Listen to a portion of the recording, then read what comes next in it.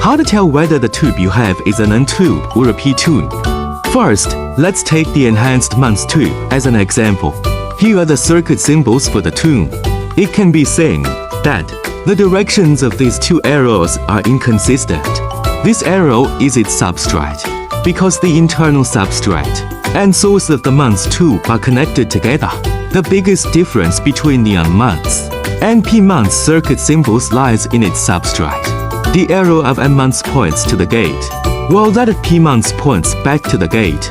The direction of this arrow is related to the direction of the PN junction between the internal substrate and the channel inversion layer of the MOS tube.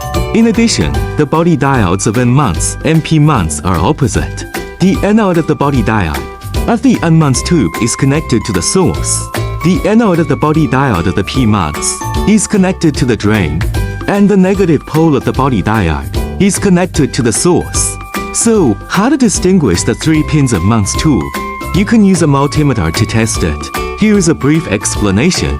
Take a MOS tube package STO220, which usually has a heatsink, and the heatsink will be connected to the drain. Use a multimeter to test which pin can be connected to the heatsink, which corresponds to the drain. Because of the connection of the diode, there is a diode characteristic between the drain and the source. Therefore, when using a multimeter to test the drain, and which pin can be connected in both forward and reverse directions, that is the source. The rest is the gate. To sum up, there are 2 points. Number 1, the positive pole of the NMOS diode is generally connected to the source. Number 2, the heatsink is connected to the drain.